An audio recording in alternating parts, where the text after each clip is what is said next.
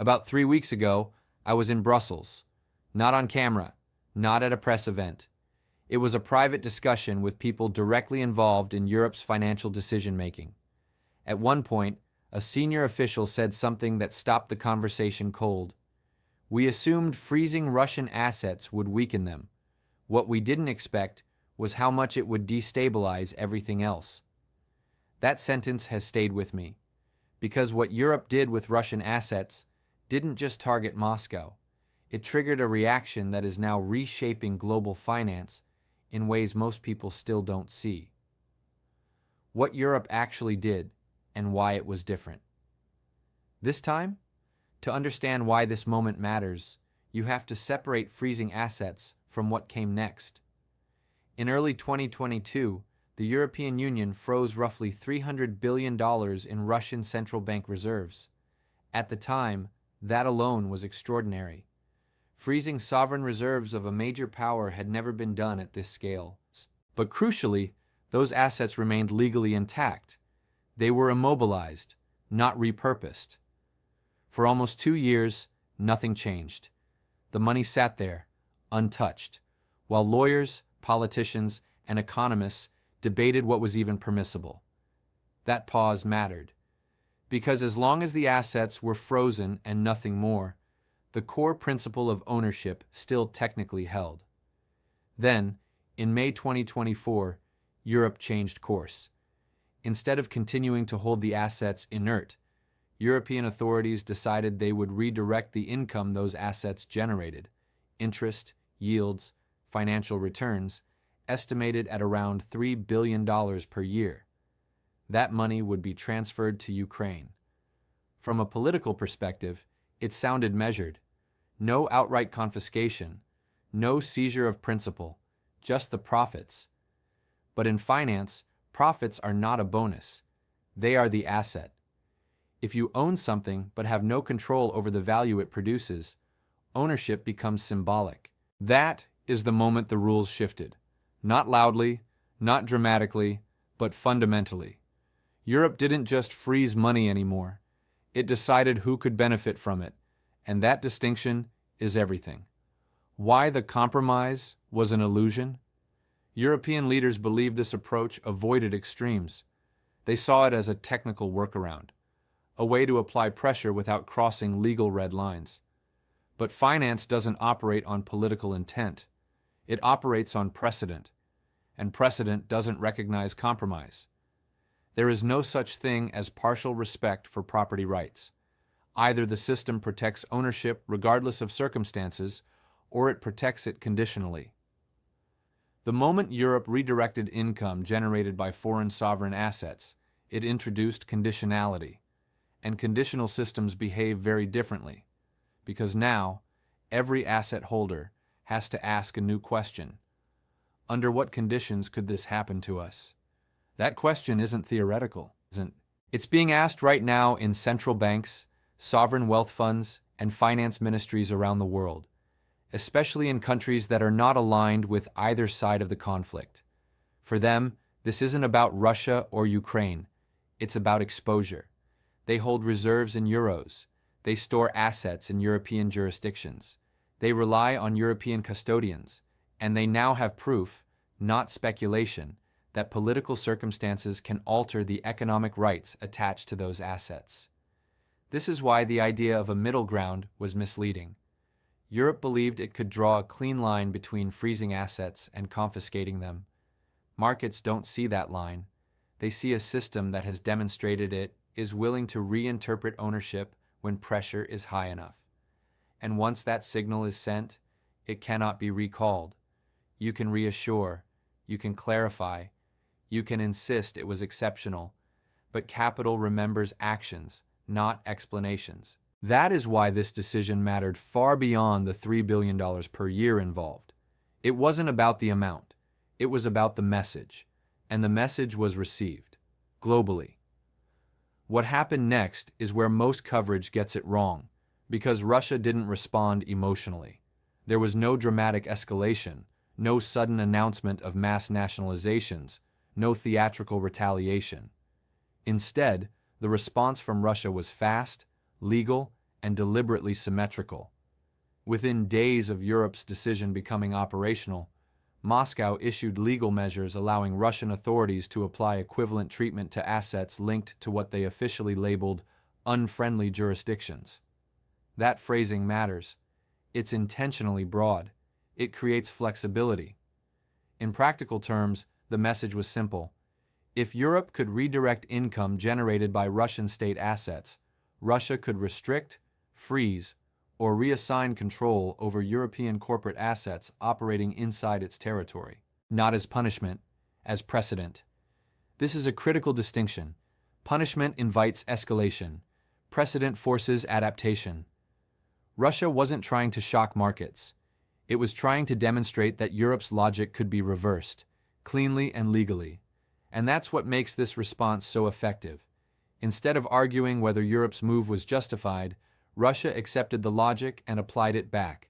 That immediately changed the cost-benefit calculation for everyone involved. Because once retaliation becomes mirror-based, no one can claim moral high ground inside the system itself. The rules now apply equally, or they apply to no one. Another detail that often gets missed is how controlled this response was.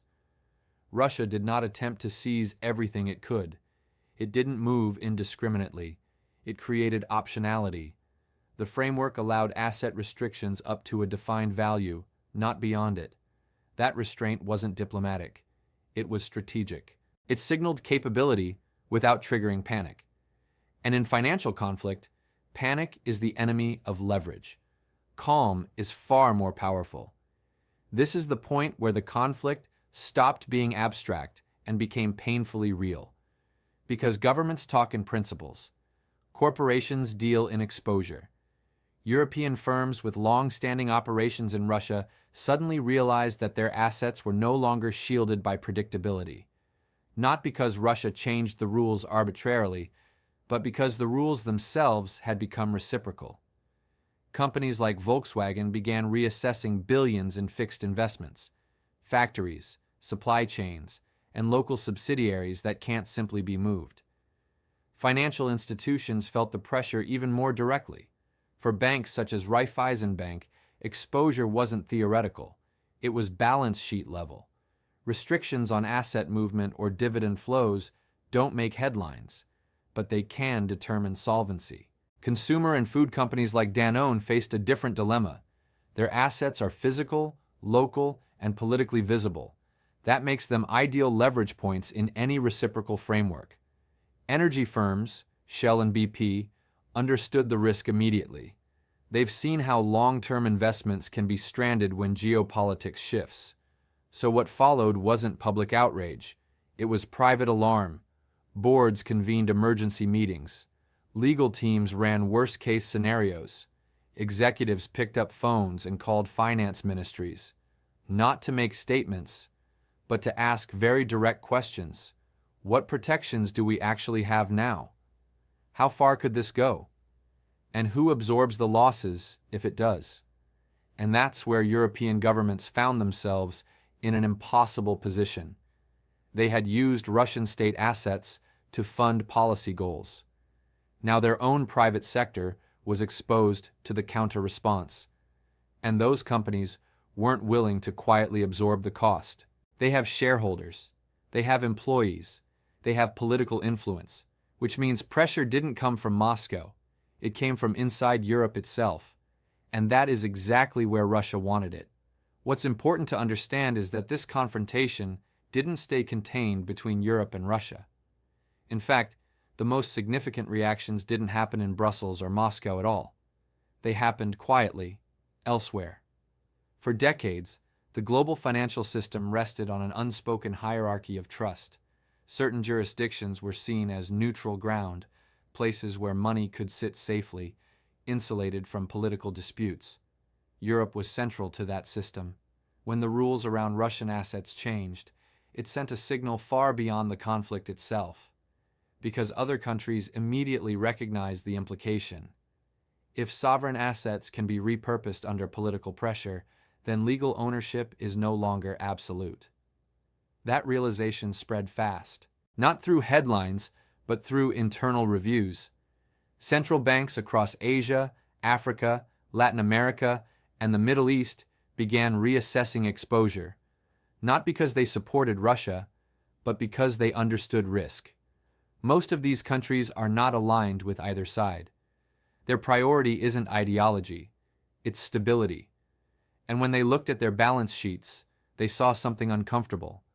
Large portions of their national wealth are held in dollars and euros, inside Western financial institutions, under Western jurisdiction, which means those assets are now, undeniably, political. So adjustments began. Quietly. Reserve diversification accelerated. Gold allocations increased. Bilateral trade settlement agreements expanded. Alternative payment rails moved from experimental to operational. None of this required public confrontation. It didn't need to, because finance doesn't move in statements, it moves in flows. And those flows are already shifting, not dramatically, but consistently. This is how trust erodes in real systems, not with collapse, but with replacement. The cost Europe didn't calculate. Here's the hardest part to say out loud. The financial damage caused by this decision has almost nothing to do with the amount of money involved. The roughly $3 billion per year Europe redirected is not decisive in military terms. It doesn't change the balance of the war. What it does change is perception. Europe traded long-term credibility for a short-term tactical gain, and credibility is one of the few assets that compounds over decades and collapses in moments. For years, Europe's financial influence didn't come from force. It came from trust, from the belief that its legal systems were boring, predictable, and insulated from politics. That belief was a competitive advantage. Now it's conditional, and conditional systems behave very differently. Capital doesn't ask whether a decision was moral. It asks whether it was repeatable. And now, every future crisis has a precedent. Every future sanctions debate can point to this moment and say, we've crossed this line before. That's why this isn't reversible. You can't reassure markets back into forgetting. You can't explain trust back into existence. Once asset holders believe the rules can shift under pressure, they plan accordingly. They diversify. They hedge. They move slowly, but permanently. And here's the irony Europe missed. By weaponizing its financial system, it weakened one of the few forms of power that didn't require escalation. Because once financial infrastructure becomes a tool of conflict, it stops being neutral ground. And capital does not stay where it feels exposed. It looks for alternatives. And those alternatives are already emerging. Not because they're perfect, but because they promise something Europe just compromised. Distance from geopolitical leverage. That is the cost Europe didn't calculate. Not immediate losses, but a gradual, structural shift away from the system that made its financial power possible in the first place. Why this changes the balance of financial power? There's one final implication of all this that doesn't get discussed nearly enough. For decades, the West's most effective form of power wasn't military, it was financial. The threat wasn't tanks or missiles, it was access. Access to banking systems, access to capital markets, access to custody, clearing, and settlement. The message was simple: comply or you're cut off. Step out of line and your money becomes unreachable. That threat only works if one condition holds true, that there is no viable alternative. What Russia's response demonstrated is that this is no longer the case, not because Russia is stronger than the West, but because it showed that financial pressure can be mirrored. If assets can be frozen, they can be counter-frozen. If income can be redirected, income can be blocked elsewhere. If legal frameworks are weaponized, they can be replicated. Once that symmetry exists, the threat loses much of its power. Sanctions stop being a one-way instrument. They become a negotiation or a stalemate. And every country watching this understands the lesson. They don't need to confront the West directly. They just need options, parallel systems, alternative settlements, redundant reserve structures. This doesn't destroy Western influence overnight, but it erodes it steadily, because power that depends on exclusivity weakens the moment exclusivity disappears. And that's what this episode revealed. Not a collapse, but a limit. When I think back to that meeting in Brussels, the phrase that stays with me isn't anger or fear. It's inevitability. The people in that room understood something that hasn't fully reached public debate yet. This wasn't a temporary tactic. It was a structural shift. Once you turn financial infrastructure into a weapon, you don't get to decide how others respond. You don't get to control where capital goes next. You only reveal incentives, and capital follows incentives, not intentions.